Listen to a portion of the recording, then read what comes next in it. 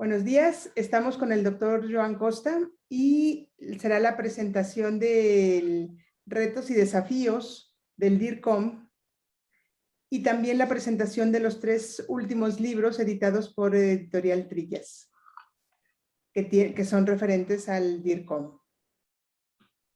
¿Ok? Bien, Joan, te pasamos la palabra. Muchas gracias. Bien, es un honor inaugurar este encuentro que preludia el inicio de las maestrías a través de la Universidad de Cali y es un orgullo también estar con todos ustedes en México. El tema del DIRCOM, yo creo que en México tenemos la suerte de que no es bien conocido. Creo que nunca ha sido bien conocido la figura y la filosofía del DIRCOM. Igual que en Colombia, ha habido confusiones, ¿sí? Y el espíritu estricto, exacto, de lo que es el modelo DIRCOM, pues ahora tenemos la ocasión de poder verterlo, de poder explicarlo, difundirlo en la República y fuera de la República, porque además del curso, además de las maestrías, tenemos también la colección de libros DIRCOM, de los cuales han aparecido ahora los 3 primeros y más adelante aparecerá otro cuarto, el cuarto. O sea que tendremos en México una información completa de el perfil del DIRCOM hoy, porque el DIRCOM nació a finales del siglo pasado en Europa. Y desde entonces hasta hoy comprenderán que han pasado tantas cosas que el DIRCOM de antes, que era un comunicador, simplemente alguien que se ocupaba de las comunicaciones, ha ido evolucionando hasta que hoy, a petición de las propias empresas que han acudido a la universidad en solicitud de que les den una formación menos técnica y más estratégica, pues por esa misma causa, el DIRCOM, que empezó siendo un gestor de las comunicaciones con los medios y de integración de las comunicaciones también internas, ahora hoy es un ejecutivo estratega global, formado en comunicación, desde luego. Pero su función, su perfil, abarca su rango directivo de director, abarca el conjunto de la organización y es el gestor, y es el consultor estratégico interno para la toma de decisiones estratégicas en la compañía.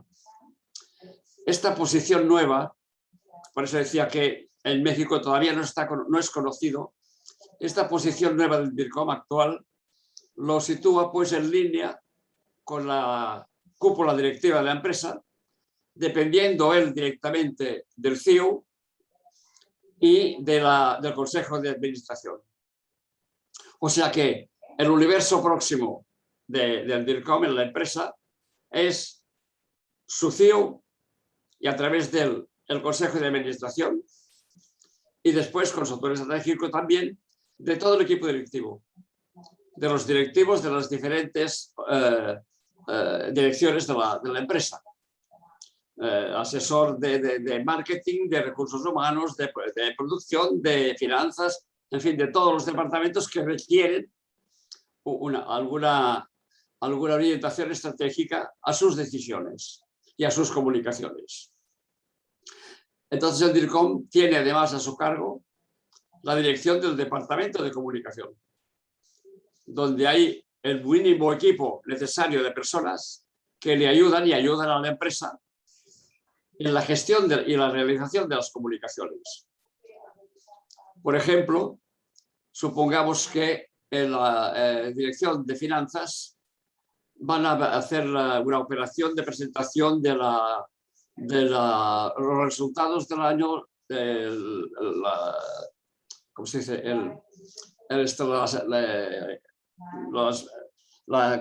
Se me fue la palabra. La presentación de resultados económicos del año, y el director de finanzas es una persona y un equipo que no tienen relación habitualmente ni con los medios, ni con los medios de producción, ni con los medios de difusión, ni con los medios de producción. Pero en cambio van a necesitar editar una memoria anual con los resultados, etcétera. Va a necesitar una convocatoria de prensa y va a necesitar mover una actividad que no es la de su departamento.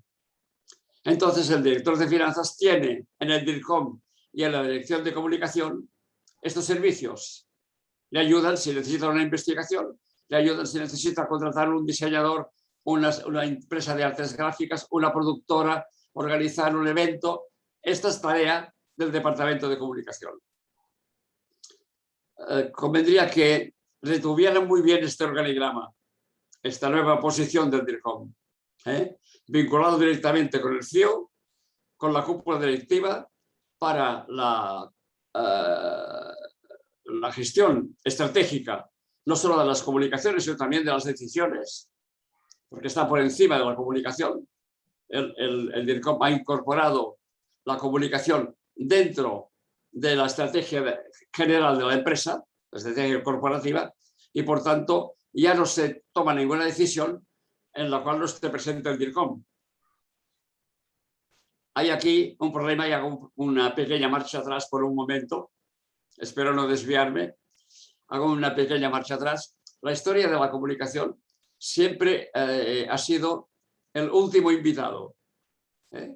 Cuando el industrialismo empezó a fabricar a toda marcha masivamente para la producción, una producción masiva, y levantó el mercado, cuando tuvieron las instalaciones, la maquinaria, los empleados, la producción, las materias y los productos, se encontraron con un gran problema. Y es que no habían previsto cómo se vende esto. No había mercado todavía. O sea que la producción se anticipó al mercado. Y el mercado se generó con el empleo, precisamente. Cuando las empresas emplearon a los obreros y estos tuvieron un sueldo, el cual les permitió ya reservar una parte para su economía doméstica, para las compras.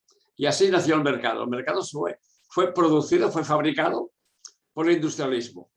Bien, pero al final se encontraron con los almacenes llenos de producto y con el problema de qué hacemos ahora con todo esto, hay que venderlo. Entonces hubo que buscar a la publicidad, hubo que inventar la publicidad. O sea, la comunicación llegó al final, cuando todo estaba hecho. Por favor, ayúdenme a vender. Y llega por primera vez la comunicación en la empresa como un servicio de urgencia para impulsar la producción, la venta de la producción. Y esto ha sido constante. En la empresa siempre se han olvidado de la comunicación y al final han hecho planes de cambios, de cambio cultural, han hecho proyectos nuevos y una vez está todo proyectado, entonces se han dicho, bueno, ahora vamos a ver cómo lo comunicamos todo esto a los empleados. O sea, al final. Entonces, la comunicación que venga.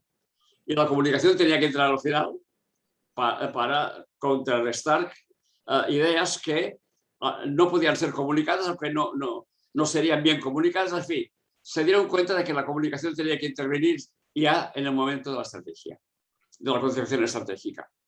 Bueno, este retraso finalmente ha sido superado y ahora resulta, como he dicho, que hoy el DIRCOM es el consultor estratégico interno y que forma parte del equipo directivo, por tanto está en las sesiones de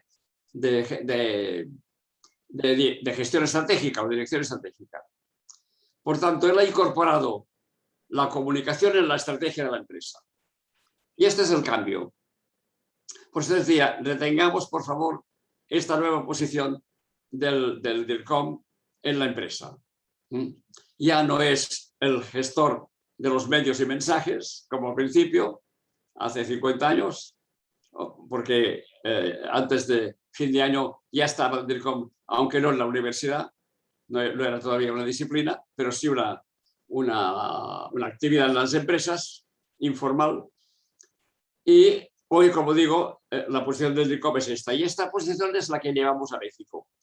Esta es la que estamos llevando ahora con el curso que se va a inaugurar en septiembre y que es el nuevo DIRCOM.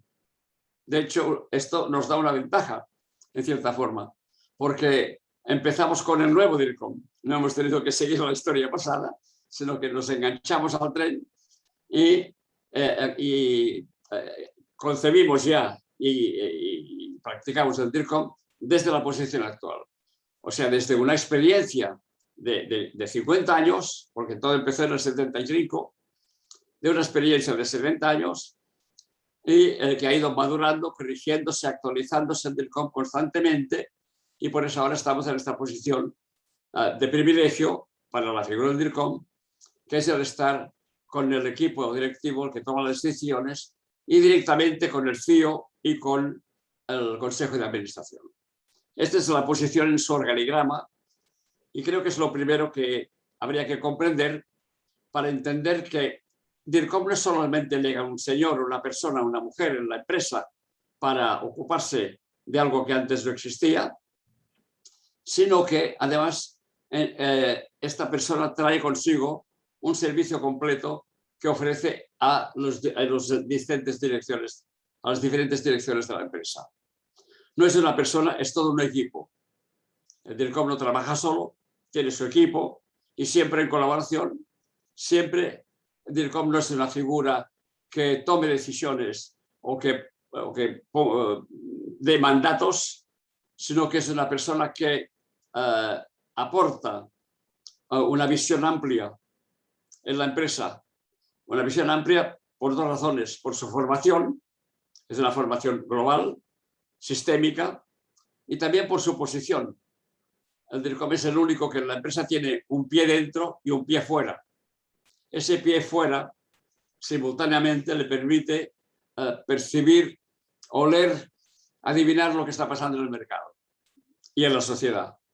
Y esta posición, por una parte intelectual, que es la formación académica del DIRCOM, y por otra parte esta posición con un pie en la calle, le convierte en el abogado del público ante la empresa y el valedor de la empresa ante el público.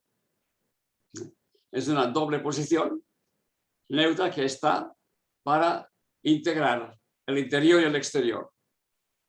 La orientación de DIRCOM es básicamente integradora. Por eso empieza siempre por la comunicación interna, por abordar los problemas de comunicación interna. Porque si la maquinaria interna no funciona bien, nada funciona bien. Si no se cuenta con un equipo integrado, motivado, enamorado, diría, incluso, del proyecto de la empresa, si no se cuenta con este equipo que es una piña y donde todos se ayudan y se genera una motivación general, la empresa no puede funcionar. Por tanto, las claves del éxito de la empresa obviamente están dentro. Es la base, es la estructura que hace funcionar la empresa. Y el DIRCOM llegó en un momento en que la empresa, a raíz de la organización del trabajo que era propia del industrialismo, se encontró con la empresa fragmentada. Lo que hizo el industrialismo fue lo que llamaron división funcional del trabajo, otros se llamaban división científica del trabajo, porque es una división cartesiana de fragmentar la empresa en tantos trozos como sea posible para trabajarlos por separado y en conjunto. ¿Sí? El concepto era este. Bien, entonces el caso es que la empresa está fraccionada. Yo defino la empresa en general, porque es lo que veo como consultor, que las empresas acostumbran a ser un mosaico de piezas distintas, los diferentes departamentos y direcciones, piezas distintas que están contiguas, que se tocan juntas, que están formando ese mosaico, pero que se ignoran recíprocamente. Porque no hay un flujo de información que circule por el interior de la empresa y alimente toda la empresa simultáneamente. Y esto es lo primero que viene a vencer el DIRCOM. Como tenemos la suerte hoy de estar todos conectados, esto facilita que el sistema de comunicación interno, el sistema mediático interno, Internet, facilita que esto sea el soporte de un programa de comunicación interno. Entonces, DIRCOM crea el sistema ya existe, pero crea o contribuye a redefinir la cultura de la empresa, porque hay que actualizarla constantemente. Diego acude a redefinir, ayudar a la definición de la cultura empresarial, adaptada al momento, a las circunstancias y al plan de futuro. Esto hay que activarlo. Y para que esta cultura esté constantemente alimentada y la gente, la empresa pueda recibir toda la información al instante, el DIRCOM se ocupa de establecer un plan de comunicación ocupándose de los contenidos, de la periodicidad de la distribución de la información por el interior de la empresa, etcétera, etcétera, que es la tarea también del DIRCOM. O sea que, en primer lugar, como digo, su posicionamiento en el organigrama y acto seguido poner orden en la empresa, conectar a todo el mundo para que todos reciban la misma información, los mismos mensajes, la misma motivación y estén interconectados todos y tengan acceso a la información de la empresa. Este sistema de comunicación interno es la herramienta esencial para la implementación de la cultura y la realimentación de esta cultura. Pero también lo es, al ser un medio interactivo, también lo es para estar conectado con la empresa. De modo que esto conecta al empleado también con el departamento de comunicación, con el departamento de recursos humanos, para que haya una interacción activa e integrada, como hemos dicho, y esta es la ocasión, que es muy importante, la ocasión de que la empresa proactivamente y con toda transparencia informe constantemente a los empleados de lo que está pasando. Es una conexión que nunca había existido.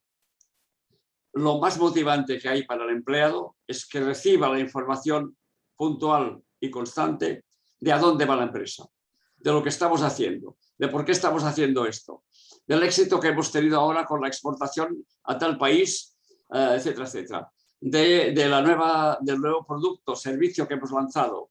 Él siempre será el empleado, siempre será el primer informado en la empresa. El sistema de comunicación interno sirve para esto, ¿no? Entonces, la empresa informa igual cuando ha habido un fracaso.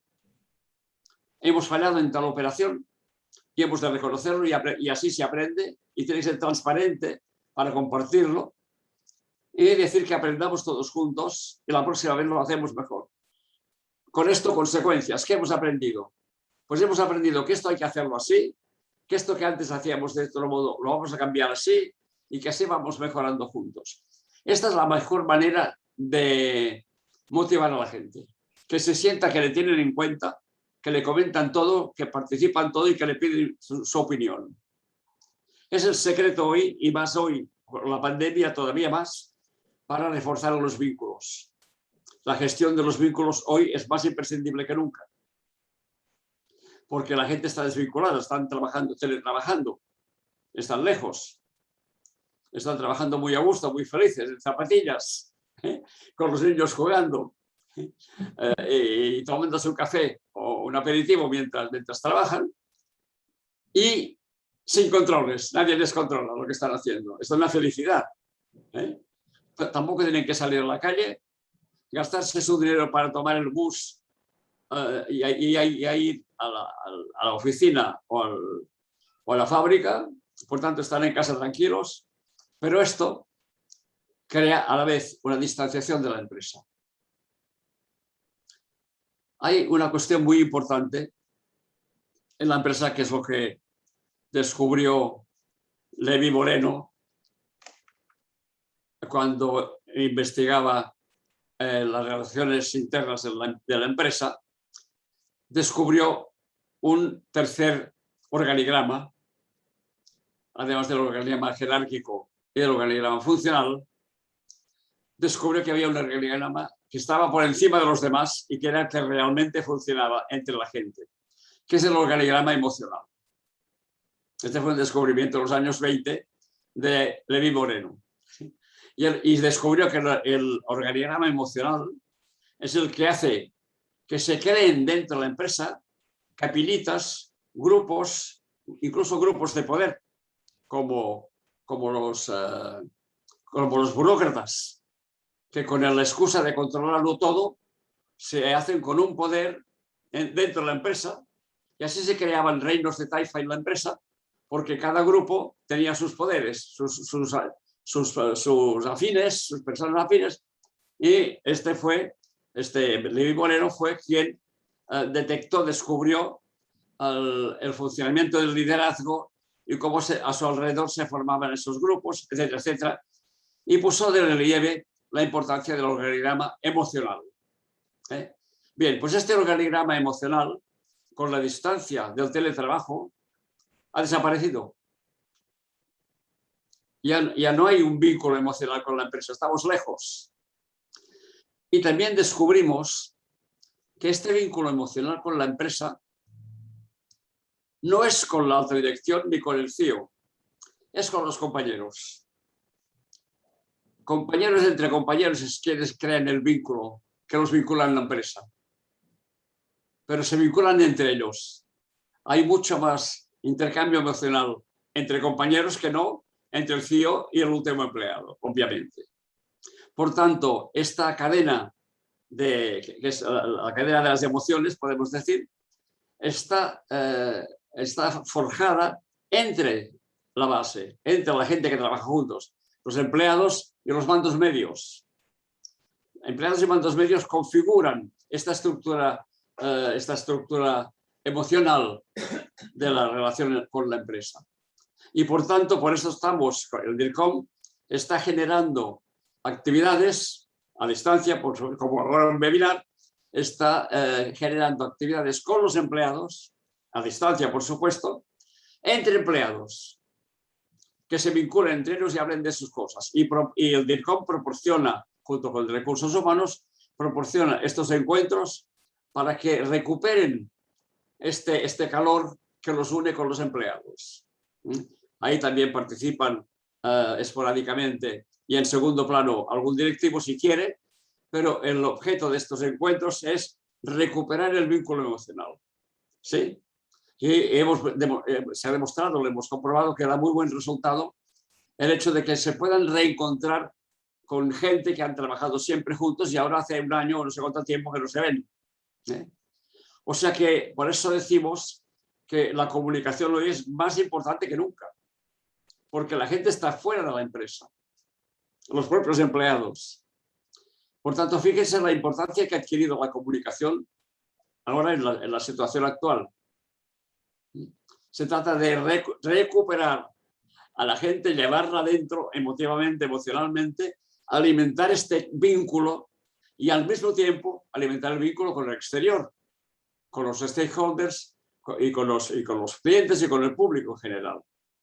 La tarea del DIRCOM ahora es doblemente intensa, ¿sí? Porque estamos en una situación totalmente extraordinaria, imprevista. Entonces, ¿de qué se ocupa el DIRCOM? Puesto que este es el motivo de este encuentro, el de tratar de trazarles a ustedes un perfil de lo que significa el DIRCOM, el enfoque del DIRCOM. Intento hacerme comprender. ¿De qué se ocupa? Pues se ocupa de estas cosas que han ido surgiendo en la práctica y con los cambios tecnológicos y que antes no existían, como el valor de los intangibles, que son los valores principales hoy de la empresa, que es la marca corporativa, que es el primer intangible que representa a toda la empresa en conjunto, que es la cultura corporativa, que es un intangible en valor, es esencial, la identidad misma de la empresa, que es lo que la hace única e irrepetible, es otro intangible, la transparencia, la ética, la responsabilidad social. Todo este conjunto de valores son los que constituyen todo un conjunto de intangibles que antes no existían. Y como no existían, nadie se ocupaba. Pero como ahora existen y nadie se ocupa de ellos en la empresa porque no había tradición, esto es lo que asume el DIRCOM. Es esto lo que justifica el DIRCOM. El ocuparse de lo que favorece al conjunto de la empresa, a toda la empresa, indiscriminadamente, que no solamente la favorece hoy, sino también para el futuro, para la sostenibilidad, que es esto que estamos diciendo. La identidad corporativa, la marca corporativa, la cultura organizacional y esta forma de actuar transparente, honesta, ética y preocupada por la sociedad. Todo esto que es lo que arma el prestigio, la imagen, la reputación de la empresa, cristaliza en toda esta actividad, es lo que antes no existía y nadie cuidaba. Por tanto, la figura del DIRCOM es absolutamente nueva porque viene a cubrir esta serie de necesidades que son actuales y que en el pasado no existían. Por eso su principal ocupación, después de la cultura interna y de movilizar y agilizar la alimentación de la cultura interna, hacia el exterior también está la responsabilidad de ocuparse de los valores intangibles. Los valores intangibles, aquello que diferencia hoy a la empresa de otras empresas. Es lo que la hace única, diferente, inimitable e irrepetible, es justamente lo que es propio de esa empresa. Su estilo, su manera de hacer, su comportamiento, su manera de tratar a los clientes, a los empleados, su manera de comunicarse con la sociedad, sus decisiones también en el campo social. Todo esto es lo que distingue a una empresa de otra. Hay otro aspecto que antes era misión del marketing, que era la diferencia competitiva. La diferencia competitiva era la clave que distinguía a una empresa de otras. Pero la diferencia competitiva hoy, en el plano del producto o del servicio, ya desapareció. Porque cuando surge una variación, una innovación en un producto o en un servicio, la competencia al día siguiente ya lo copió. La diferencia que se impone en un producto o en un servicio es fácilmente copiable. Un banco lanza un nuevo servicio con condiciones distintas y al día siguiente lo copian los demás. Salen las cápsulas del café, Nespresso, un gran invento. Hoy todas las empresas usan el café en cápsulas. O sea que la innovación en producto o en servicio no es la diferencia competitiva. Lo es para el innovador en el momento del lanzamiento. Claro, el dueño de las cápsulas es Nestlé. No hay discusión. Los demás son imitadores. Bien, pero el mercado se lo reparten entre todos.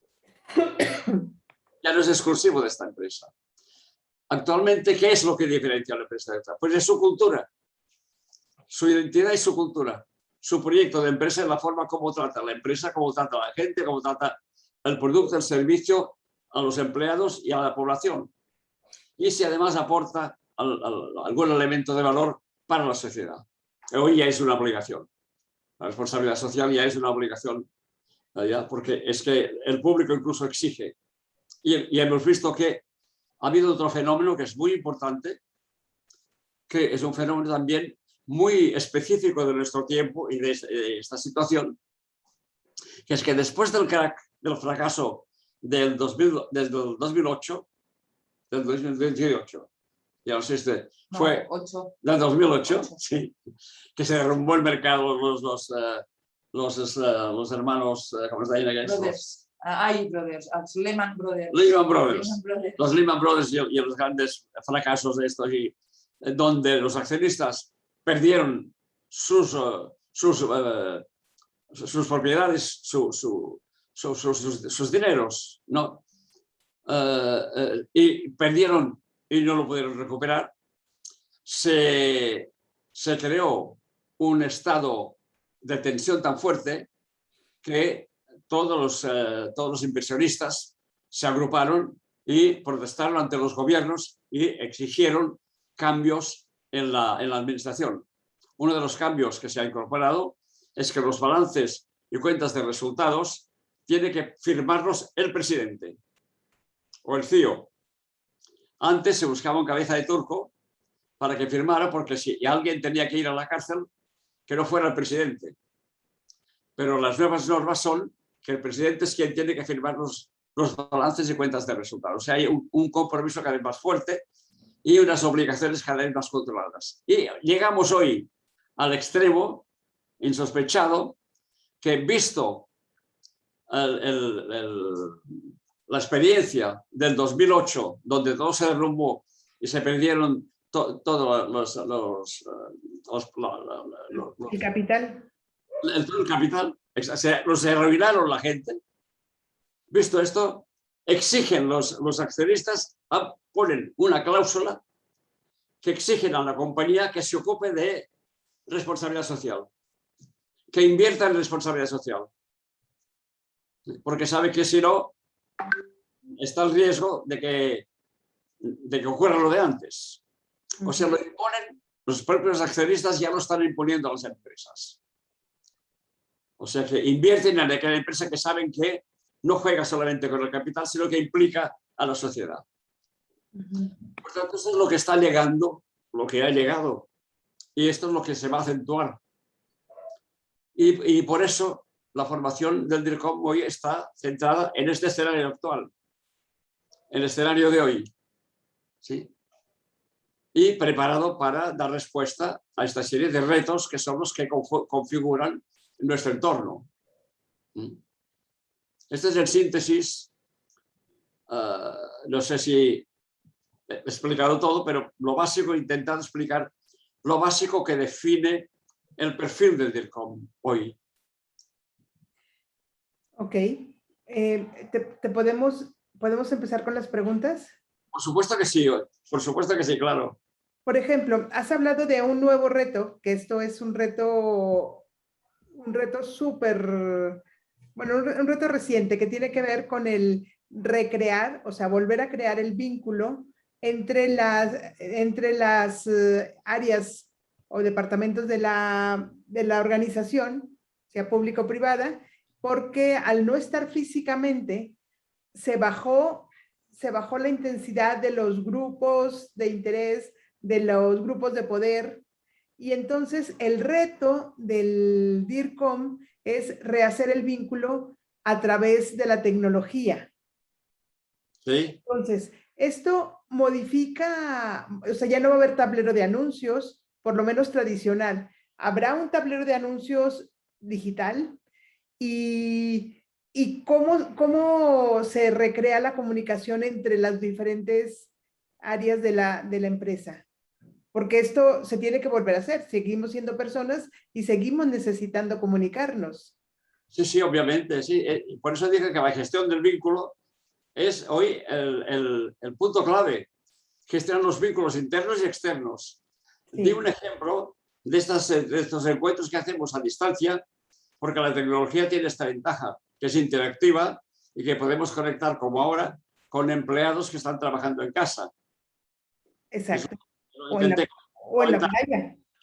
¿Perdón? O en la playa.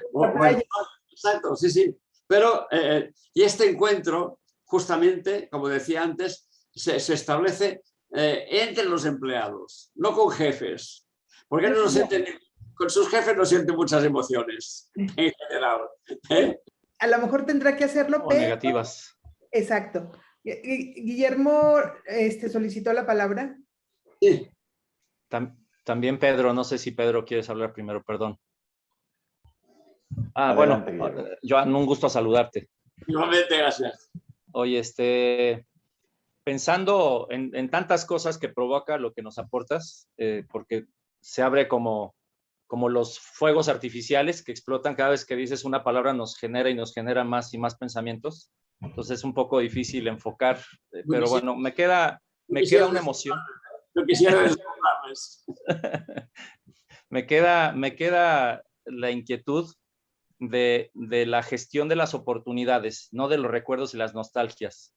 Es decir, el nuevo escenario no es el viejo escenario. Y a mí me parece que las cosas que se han debilitado de alguna manera o han evidenciado su debilidad, como por ejemplo las relaciones al interior, dan la oportunidad de las relaciones al exterior. Es decir, hoy en día las organizaciones se están deshaciendo de fronteras, ¿no? No solo entre la pandemia, que hizo evidente que quizás estas construcciones simbólicas de la estructura ya no eran vigentes, pero ponen en evidencia las que sí son vigentes. Entonces, ahora yo visualizo el organigrama no solamente adentro de la pirámide, sino un organigrama en el ecosistema empresarial. Y pensar que el nosotros deja de ser chiquito como una isla y se comienza a ser grande, pues, ¿no? Esta idea del nosotros, entrecomillado. Entonces termino pensando que lo interno ya no es como era antes y que no tendríamos por qué obsesionarnos en regresar al nosotros chiquito. Esa es como mi reacción, mi sensación, pensando en estas. Creo que algo que señalaste con muchísima claridad fue el tema de la integración como área clave de resultados. Y la integración en toda esta red que se desfigura o se reconfigura en el día con día, más allá de la pandemia, digamos, ya había una agenda de cambios de paradigmas organizacionales, el privilegiar organizaciones planas, ya no jerárquicas, piramidales, sino la holocracia, ¿no? La sociocracia que se ha estado proponiendo con la LUD desde hace ya tiempo. Creo que, digamos, cómo aprovechar la oportunidad de lo nuevo, recreando, y no solo, me queda pues esta inquietud, te la comparto como para el diálogo, cómo no insistir en volver a las viejas prácticas y las viejas costumbres, nada más para sentirnos tranquilos por nuestros recuerdos de antaño. Perdón, esa es como mi reacción, pues. Entonces, sí, sobre esto es el diálogo, sí. No sé si interpreto bien tu interés, tu sentido, pero hay también un ejercicio de recuperación de la identidad. Sí, porque ocurre que con todo nos estamos perdiendo, con tanto ruido y con tantos problemas estamos perdiéndonos y nos desviamos de quiénes somos y nos inclinamos por imitar un éxito que ha aparecido ahora, nos deslumbramos y uy, esto triunfa, pues todos a esto. Abandonamos lo que sabemos hacer bien, en lo que hemos hecho toda la vida, lo que nos ha situado donde estamos, porque ahora nos parece que esto nuestro está bajando, claro, todo baja, ¿no? Y como esto está levantándose, pues ahora todos ahí. Esto nos ha ocurrido a muchas empresas, ¿no?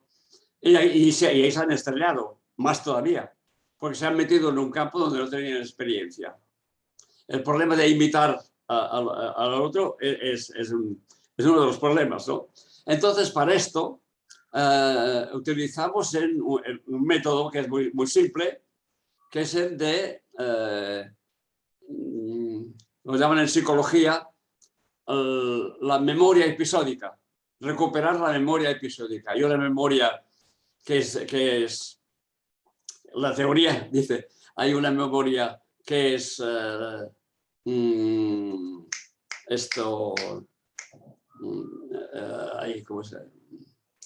¿cómo es el significado de las palabras? Semiótica. Tenemos una memoria semiótica de palabras, ¿no? y de significados, y una memoria episódica. Entonces, la experiencia que practicamos con DIRCOM, también para el propio DIRCOM, porque él también tiene una identidad. Sí. Es un tema que no dije, puedo recuperar en otro momento si hace falta. Pero la recuperación de la identidad de la empresa es una vuelta atrás para pasar revista. Se hacen reuniones sobre todo con empleados antiguos que han vivido la experiencia de la empresa y que recuerdan que el gran salto que dimos fue cuando tomamos esta decisión en el año tal. Otro fue en el momento en que se decidió abrir la sucursal de no sé qué, y se pasa revista a los aciertos del pasado. Sí, es un ejercicio psicológico de grupo que sirve para recuperar, para reconocer las fuerzas, tus propias fuerzas, recuperar en qué he sido fuerte y qué significa, por qué he llegado hasta aquí.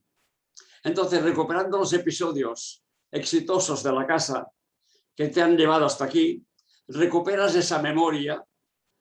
No habrá una memoria sentimental, sino una memoria práctica.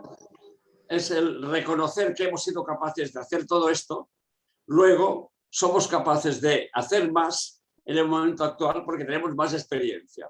Y esto es una palanca de relanzamiento. En este sentido, sí, interesa ir un poco al pasado para recuperar algo que teníamos olvidado y que muchas veces son nuestras propias fuerzas. Incluso les ponemos en los ejercicios a los estudiantes en este sentido, para que ellos mismos también recuperen su identidad. Porque hay un lema que me gusta repetir, es que si ellos se han de ocupar de la imagen y la identidad de la empresa, antes tienen que ocuparse de la suya.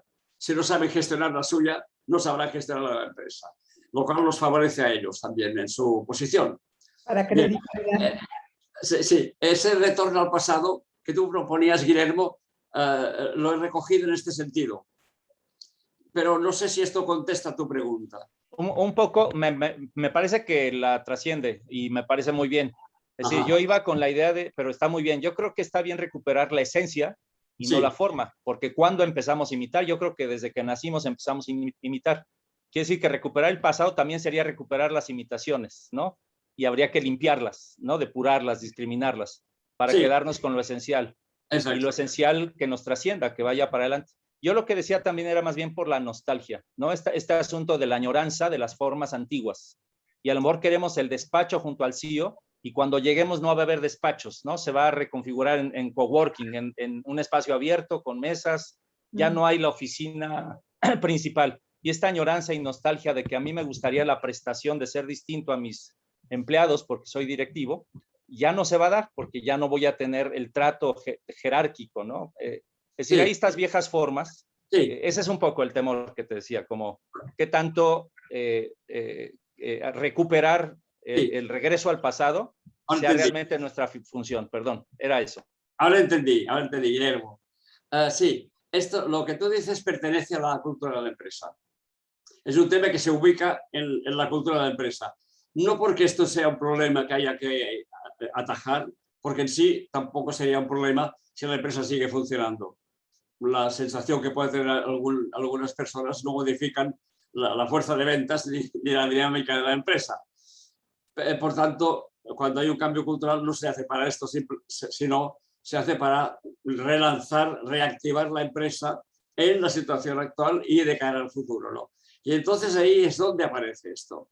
Entonces siempre cuando hay un cambio cultural ya sabemos que hay una parte, esto ya es anticipado, una parte de la gente no se apunta al cambio. ¿Por qué? Por las nostalgias, porque están a punto de jubilarse, porque tienen una mentalidad muy artesana y ahora la empresa se ha tecnificado y estos no van a hacer el esfuerzo de cambiar de mentalidad y estos no se van a apuntar al cambio. Y entonces aquí es un primer momento de depuración para poder llevar a cabo un cambio cultural, ¿no? Que no tengamos estorbos para el cambio. Entonces vamos a hacer una cosa. Las personas que están próximas a jubilarse, mejor negociar una jubilación anticipada.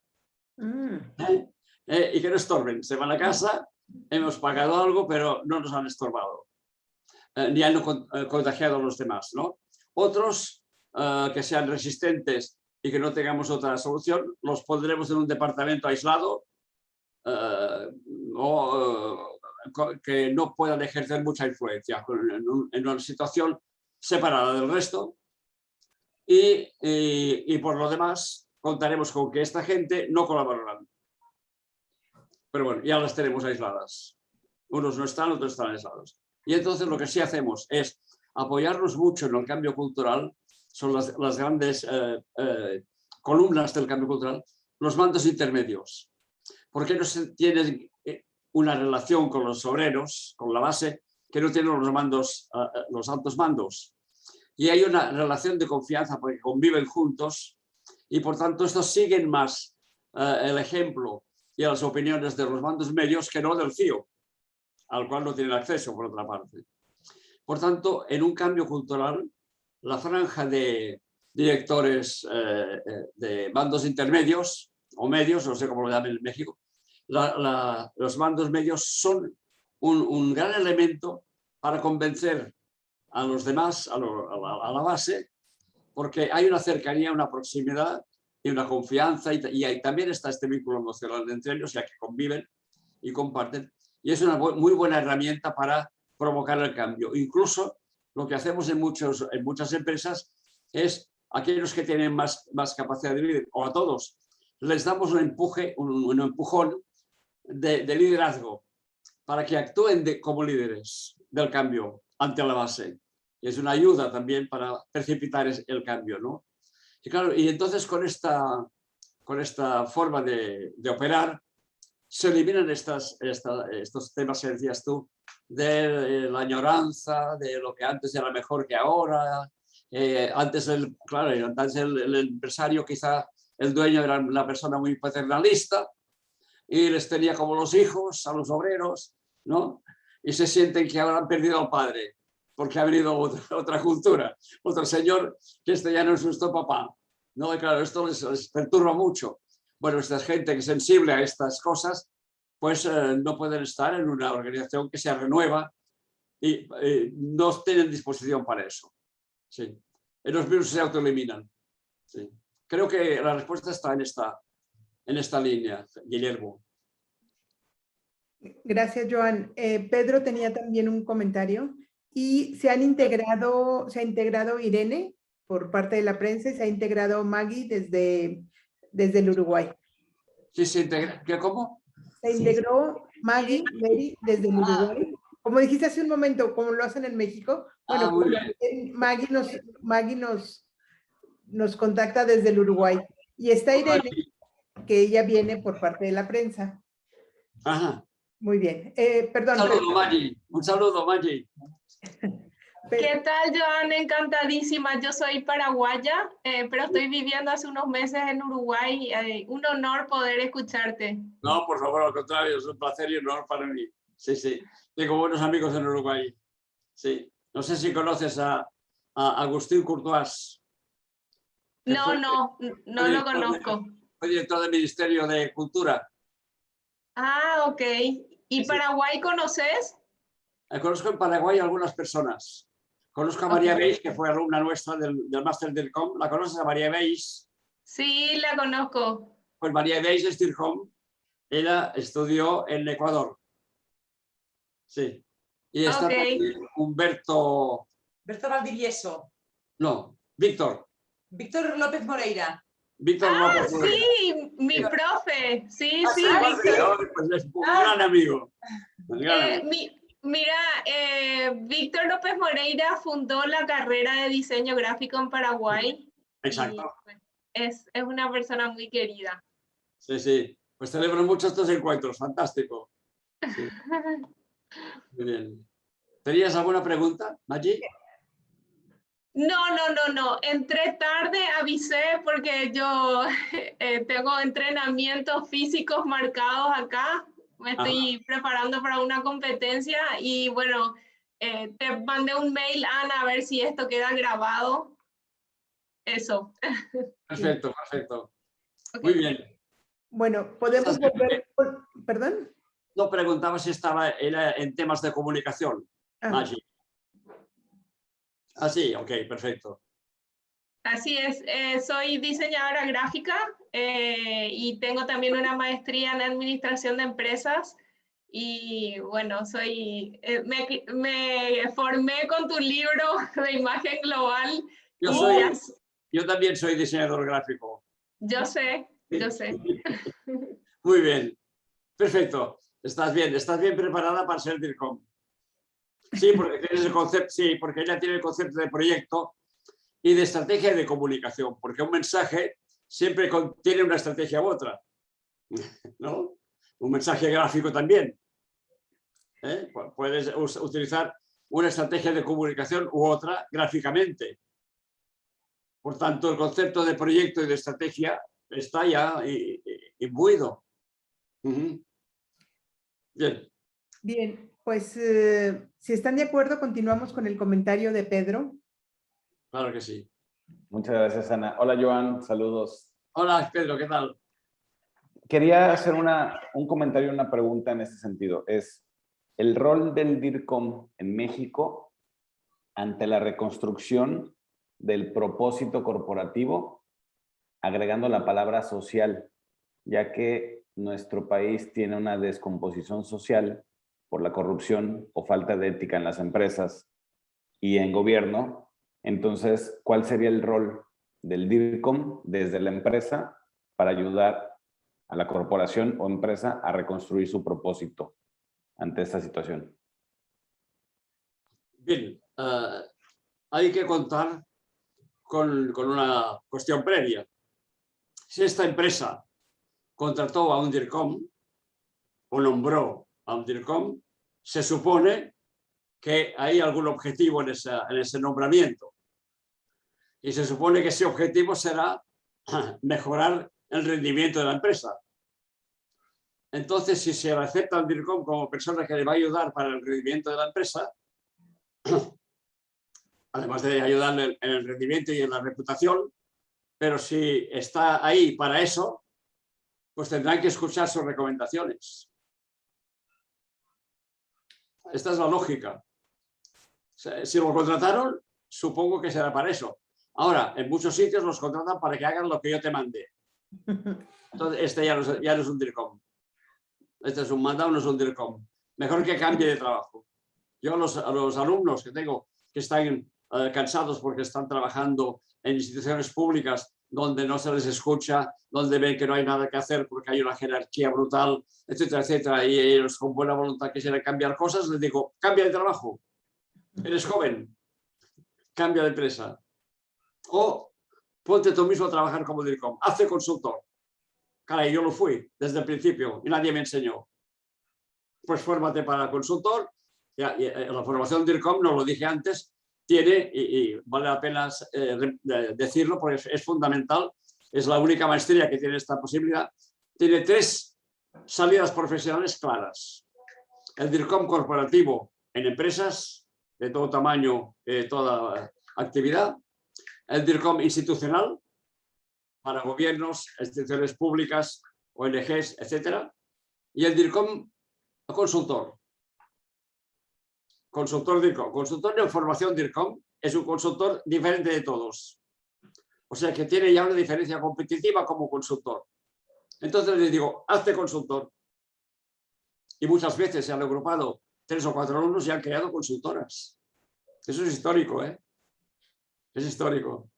Cuando ellos han entendido esto, han visto lo difícil que sería conseguir un puesto de DIRCOM actualmente con la crisis y han comprendido que lo mejor es intentar, con toda la modestia, empezar una pequeña empresa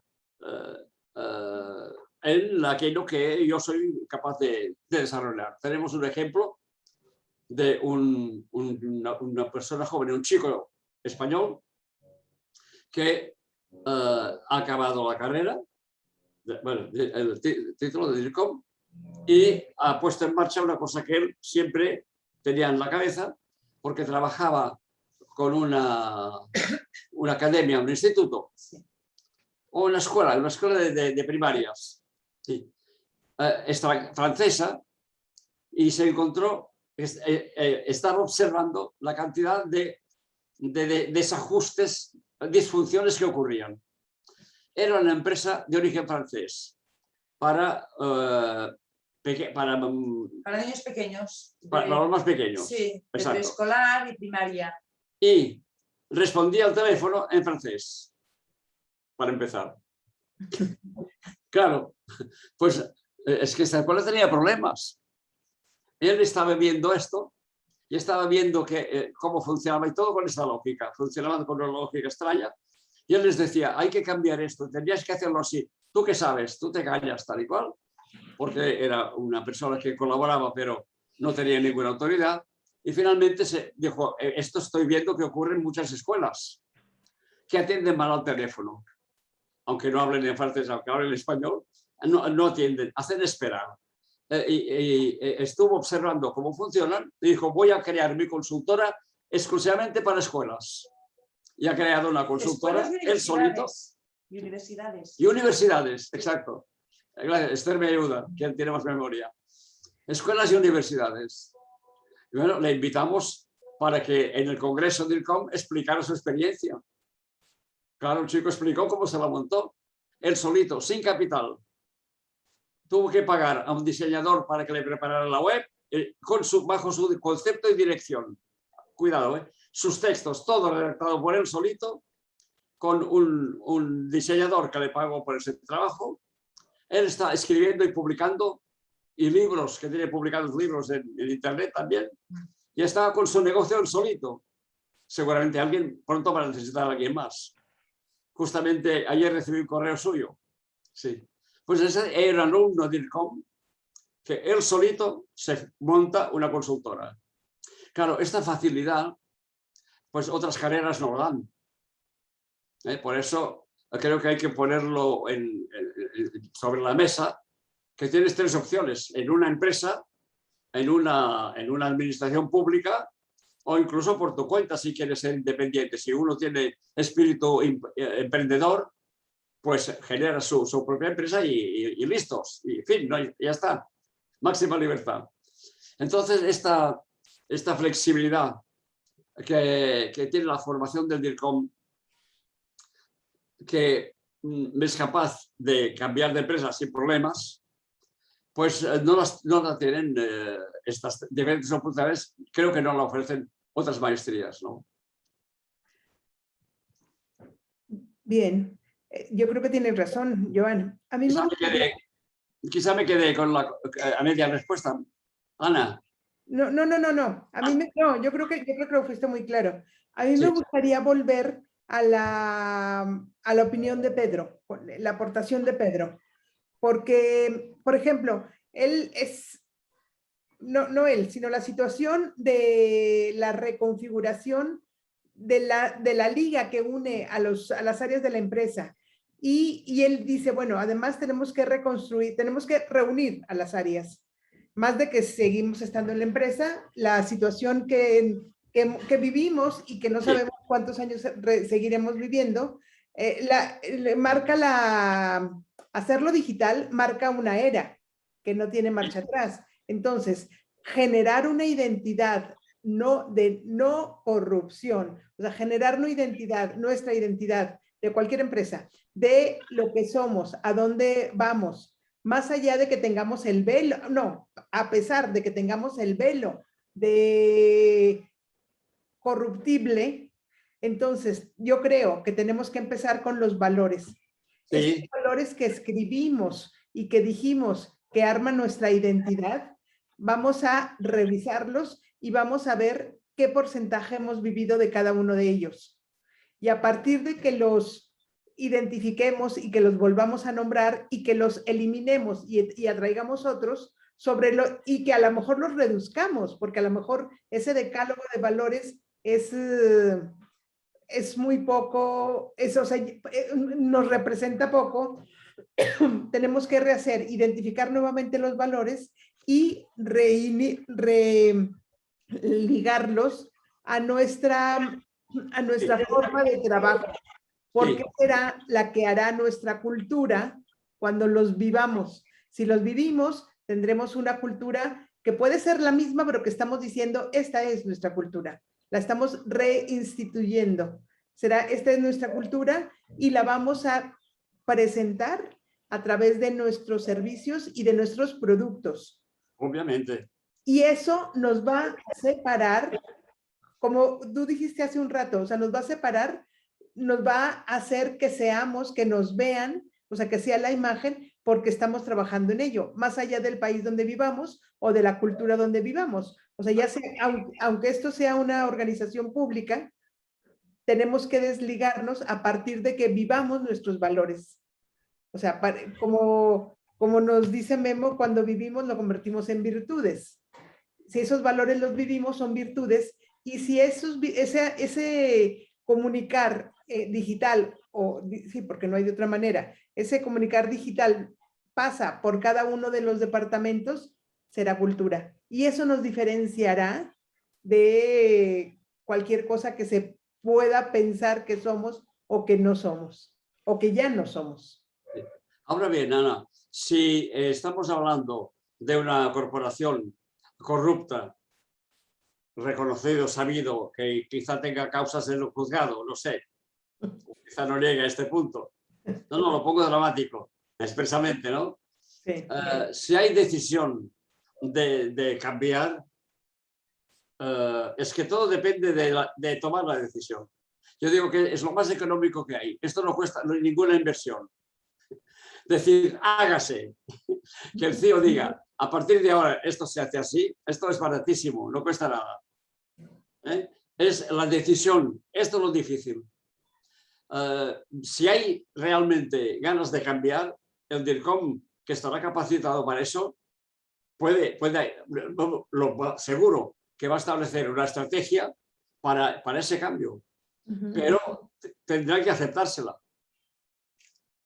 Por eso digo, si hay sinceramente ganas de cambio, el DIRCOM lo resuelve, porque se cargará de razones. Si conviene, hará una encuesta para asegurarse de que hoy la gente está opinando esto de esta empresa. Hoy el público, hoy una encuesta hecha hoy mismo, la gente está opinando de esta empresa que ya no es corrupta, lo fue en el pasado o ya no quiere serlo, lo está viendo todavía. Está viendo que es corrupta porque ha hecho esto, el presidente hizo lo otro, el otro se llevó dinero a las Bahamas, etcétera, etcétera. Y si esto se revela en una investigación, hoy, señores de junta de directivos, hoy nuestra imagen es esta, la opinión pública nos ve así y está convencida de que somos esto y de que somos incapaces de cambiar, si la decisión es darle la vuelta a esto, pues yo me comprometo dentro de mi rol a elaborar un proyecto y a llevarlo a cabo. Si le autorizan, pues ya está, no hay problema. El problema siempre es la decisión. Porque muchos quieren que sí, pero no. Quieren que parezca que sí. Claro, entonces no puede ser. Entonces el DIRCOM hay que cambiar de hábitos. Quizás recomendará, pues lo que apuntaba antes Guillermo, organización en red vallada. Ya no pirámide, plana, una red donde el presidente es un nudo igual que el portero, perdón, el equipo ¿cómo se dice? El equipo representativo. Sí, exacto, sí. Exacto. En esta red, cada nudo es un departamento. Y por tanto, todos están en el mismo nivel. El CEO no está más arriba, está en el mismo plano. Y la gente sabe que el CEO gana más dinero que yo porque tiene más responsabilidades que yo. Pero yo tengo las mías junto con mis compañeros y es una cultura muy democrática que es la que funciona. Es la que funciona porque se traslada la responsabilidad a la gente. A la gente se les responsabiliza, se les da responsabilidad y confianza, partiendo de que son personas, buenos profesionales y personas íntegras, en el sentido de que son responsables. Si uno es un buen profesional y es persona responsable, se le puede dar responsabilidad. Entonces, entre ellos forman el equipo de trabajo, las distintas personas o departamentos, ellos se organizan, se autocontrolan, se autovaloran también, autoevalúan su trabajo. Claro que hay controles más arriba, pero el equipo responsable trabaja sin controles y a su manera. Es la forma perfecta de funcionar, lo que se parece más a una máquina, porque se basa en la responsabilidad de cada uno y en la cooperación entre todos. Claro, lograr eso es lograr una maquinaria fluida, pero la gente tiene que estar motivada. Por eso decía que hay que aprovechar las nuevas tecnologías para motivar a la gente, para explicarles qué pasa con la empresa, para pedirles opinión a ellos también, para establecer esa relación con la empresa y la gente. Claro, la manera de un cambio radical de este tipo es difícil porque hay tantos intereses en medio que hay mucha gente que no puede renunciar, porque hay muchos lazos, ¿no? Pero si se llega a la conclusión, y hay casos que son aquí, en España yo mismo he vivido como consultor, una empresa que ha sido una fusión de varias empresas del mismo sector, y ahí ha habido culturas diferentes, presidentes distintos, y todo se ha fundido en una. Ha habido que renunciar muchos presidentes. Ha sido un trabajo fuerte. Pero el mandato era del gobierno. Había que hacer una empresa para entrar en el mercado común europeo y la empresa estratégica de petróleo, gas, electricidad, agua, etcétera, debía estar controlada por el gobierno. Entonces el gobierno funda una empresa que integra a las empresas privadas, las integra en una pública, que es única, con una única marca y con una cultura para todos. Imagínense lo que sería cambiar tantas culturas distintas. Un caos. Un caos, pero bueno, pero funcionó y funcionó muy bien. Ah, Sí, claro. vaya. Bueno, porque hay que aprender una cosa que es muy importante y la mayoría o muchas empresas no lo tienen claro todavía por falta de tradición, ¿no? Y es hacer las cosas bien desde el principio. Todo planeado, todo previsto, todo calculado. Yo digo, cuando hay que hacer un cambio de este tipo y hay que decirles a los directivos que tienen que cambiar tal costumbre, en el caso que les comento, la empresa era Repsol. Ujú. En el caso que les comento, los directivos estaban siempre de viaje, una empresa pública.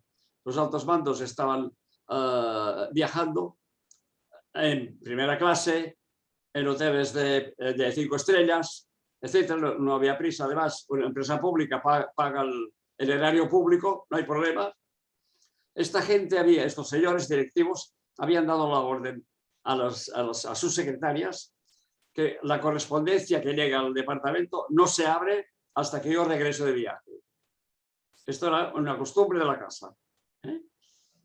No se abría nada. Cuando hablamos con el personal, preguntando qué es lo que pasaba, cómo trabajaban y tal, nos contaron todo. Nos contaron que ellos tenían problemas de servicio, de entregas, de cumplimentar pedidos, pero estos pedidos estaban guardados en el despacho del director de ventas, por ejemplo. Fíjense qué barbaridad. Pero claro, era una empresa del Estado y entonces, claro, este tipo de empresa, pues pensaba que si en la estación de servicio no hay petróleo o no hay gasoil, pues que miran al siguiente, le ponen el cartelito fuera de servicio y la gente no tiene más remedio que ir al otro. No hay competencia, no había nada de esto. Había unas costumbres que cortar. Pues bueno, al llegar a este punto, cuando nos enteramos por los obreros que el empleado se iba, o por las secretarias, mejor dicho, las secretarias son grandes confidentes para estos casos de investigación, y nos contaban este hecho, bueno, empezamos a pensar en que de entrada se podía hacer una excepción. Lo que sea correspondencia personal no se abre, pero lo que sea correspondencia de la empresa, que autoricen. Y así fuimos buscando soluciones. Luego también tuvimos la suerte de que por las nuevas tecnologías se acabó el viajar tanto, porque las videoconferencias suplen muchos viajes y grandísimos gastos. Entonces todo ayuda a que establezcas un plan nuevo, pero antes de ponerlo en marcha, pues hablamos con estos señores, con los directores, y acordamos un método para que la circulación de los pedidos no tuviera freno. Y bueno, entonces acordamos con ellos cómo se haría la cosa, y una vez acordado, pues ya no hay problema. O siempre hay que negociar con los interesados. Ese es un consejo muy importante. Negociar con todos los actores. Todos los que tengan que cambiar de costumbre, antes explicar la razón, escuchar sus razones. Igual modificamos nuestro plan, pues ya teníamos un plan, pero al escuchar lo adaptamos a lo que ellos entienden que es viable, pues ya tenemos la aceptación por su parte del nuevo cambio de costumbre. Ahora lo haremos así, y como está pactado, ya podemos anunciar a los empleados. A partir de ahora no anunciamos cambios, nunca anunciamos cambios, anunciamos hechos. A partir de ahora, ya del día 1 de hoy, 3, ya pueden dirigirse directamente al director de recursos humanos para cualquier consulta, para cualquier necesidad de reunión con él, cosa que antes no era posible. Hay que pactarlo todo antes de poner un plan de cambio cultural en marcha. Todo tiene que estar perfectamente diseñado acordado y aceptado por todos, y una vez tenga la seguridad de que no va a fallar, ya se arranca la maquinaria. Pienso que esto es muy importante tenerlo en cuenta, porque para un cambio de la magnitud de lo que comentaba Ana, pues requiere tal tipo de decisiones y de nuevos comportamientos que todo esto hay que organizarlo muy bien. No se puede improvisar y seguir como siempre, pero ahora diremos otras cosas. No, es que hay que cambiar el comportamiento de la gente. Esto es muy difícil. Pero claro, para eso que dices tú, si no cambia el comportamiento de la gente, esta empresa no cambiará. Y lo primero, lo que cambia es la mentalidad de los de arriba. Yo siempre pongo como ejemplo un caso que vivimos en Colombia con la Policía Nacional. Sí, creo que te lo comenté. La Policía Nacional de Colombia llegó un día el coronel Naranjo, el general Naranjo, que era la máxima jerarquía, y dijo, muy simple, fijó los objetivos de la manera más simple del mundo. Dijo, necesitamos humanizar la imagen de la Policía Nacional. El hombre lo vio claro, porque no nos ven como amigos y colaboradores y al servicio de la gente, sino como, nos ven como aquellos que van a perseguir, a detener, a poner multas y no nos ven tal como realmente somos. Seguramente tenía investigaciones de opinión que le habían hecho llegar a esta conclusión. Claro, se dio cuenta de que estaban lejos de la mentalidad de la gente y llegó de repente con esta orden. Cambiar la imagen de la Policía Nacional, hay que ser próximos a la gente, convivir con ellos, que nos vean a su servicio, acercarnos, hablar con la gente y después informar de qué es lo que estamos haciendo, dar cuenta de lo que está haciendo la Policía Nacional, que la gente sepa lo que realmente hacemos. Nombró un coronel varón, para que liderara el proyecto, organizara una oficina de comunicación y ahí empezó el cambio. Pero claro, es que la orden vino del general. Entonces, todo está hecho ya. Si viene el general y dice, hay que hacer eso, está. Ahora, el problema es cuando hay que luchar con los que están arriba. Porque tienen reservas, no quieren ceder el poder. Si abro las manos, pierdo esto. Entonces, claro, están pensando en otra cosa. Pero por eso digo que ojalá todas las empresas tuvieran un general naranjo, que en esas empresas, como dices tú, digan, señores, hay que cambiar la imagen pública de nuestra institución. La gente no nos ve como realmente somos o tenemos que ser como necesitamos ser. Y que esto sea una orden. Es la única manera. Porque si no, el pobre DIRCOM está luchando para convencer, hablando con tal y tal, haciendo presión, pero hay una resistencia fuerte. Esta es la gran frontera, esta es la gran muralla. La falta de la decisión.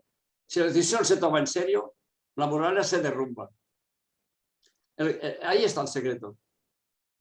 No es un secreto de problemas profesionales. No hace falta inversión para esto. No hace falta comprar cosas. No hace falta contratar más gente. Es que es un problema, como decía, es que no es un problema financiero. Esto es lo gordo del asunto. Y hay que invertir un peso para cambiar la conducta. Es todo decisión. Okay. Claro, no está en las manos del DIRCOM, claro. Sí, estaba pensando en el nuevo interés del gas, de las gaseras en el país. Sí. Pues necesita más que eso, pero bueno, eso va a ser,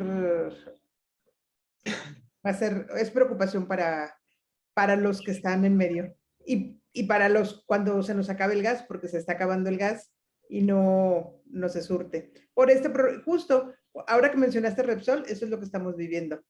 Pero bueno, veo muy claro el reto es digital, el reto sigue siendo de comunicación, el reto sigue siendo de reconstrucción de la identidad que tiene con su base los valores, la misión, la visión, y esto habrá que comunicarlo siempre y cuando sea verdad, porque si no es verdad, vamos a tener un descrédito mucho mayor.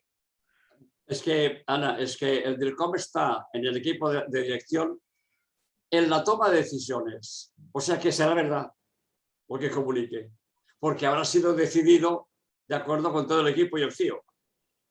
Lo que él comunica ya será verdad, porque él es también autor de la estrategia, de la nueva estrategia. Sí.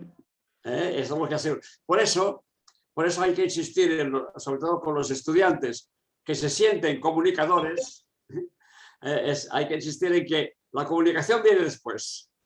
Primero viene la estrategia. Primero, ¿qué es que hay que comunicar? ¿A cuándo, a quiénes, de qué modo? Hay cosas que comunicar y cosas que no hay que comunicar. Por tanto, no es que somos comunicadores, esto ya pasó. Somos ante todo estrategas. Y la estrategia es la que decide las decisiones, la que toma las decisiones y la comunicación correspondiente. O sea que el orden se ha alterado desde que está el DIRCOM dentro del equipo de toma de decisiones. Esto favorece el que lo que se haga sea cierto y lo que se comunique. Claro, claro. Muy bien. Y esto es válido, y esto que estamos hablando es válido para todas las industrias. Exactamente, industrias, universidades, hospitales, centros médicos, toda clase de organizaciones, claro que sí. Todos los ramos. Todos los ramos. Sí. Sí, porque en la formación DIRCOM se basa, en la estructura de la maestría, se basa, esto lo publiqué en uno de los libros que va a publicar Trillas. Yo basé en un análisis de un estudio, lo comenté en el Congreso, busqué qué es lo que hay en común en toda clase de organizaciones. ¿Sí? ¿Qué es lo que tienen en común desde una empresa unifamiliar, unipersonal, que casi ya no es, ese es el no ejemplo, una mini empresa local, hasta una multinacional, desde una organización pública a una ONG, ¿qué tienen en común? Y estuve haciendo un análisis comparativo y vi que hay 17 puntos que son comunes a todas las empresas, a toda la organización, a todas. 17 puntos concretos. Todas las organizaciones, en primer lugar, son obra de un emprendimiento. Hay un emprendedor. Y este emprendedor imprime su carácter al proyecto de empresa. Esto es innegable, ocurre siempre así. En la empresa de emprendimiento privado, ¿sí? Y si no hay un grupo que emprende, siempre hay una persona o un grupo que emprende, para empezar. Y a continuación hay un proyecto. Y este proyecto necesita personas para llevarlo a cabo. Y hay una selección de personas para reunirnos para llevar a cabo ese proyecto. Esto implica comunicación interna. Y ya desde el principio hay que comunicar qué empresa voy a hacer y si quieres venir a trabajar conmigo. Es que si no hay este intercambio, no hay nada. Y ya empiezan comunicando. Toda empresa, lo quiera o no lo quiera, proyecta una imagen hacia el exterior. No lo puede impedir. No lo puede impedir porque es una realidad que existe y por tanto es una realidad pública a la vista de la gente y la gente se hace una imagen de esta empresa. En todas. Bueno, y así sucesivamente hasta 17 puntos que son comunes. Entonces, el diseño de la maestría se funda en los invariantes, los 17 invariantes de la empresa, que interviene también la reputación, obviamente, los 17 invariantes de toda la organización. Y entonces las variables es lo que se requiere la adaptación del DIRCOM. O sea, variará si trabaja en una empresa pública o variará si trabaja en una ONG. Pero su trabajo será el mismo. Se adaptará a una ONG, a ser consultor o a una empresa pública o privada. Se adaptará a su contexto, a su entorno y al estilo de esa empresa, claro. Pero lo que va a implantar allí, lo que va a imponer allí, es lo que corresponde a todas. Esto es lo que le da la flexibilidad de poder pasar de una ONG a una multinacional o de una industria farmacéutica a una industria de moda. Porque es que lo que afecta a toda organización está cubierto. Lo demás es variable. Lo demás es lo que él se adapta. Claro, si se encuentra con una empresa con una identidad autoritaria, jerárquica, etcétera, pues él tendrá que actuar de un modo diferente, se adaptará.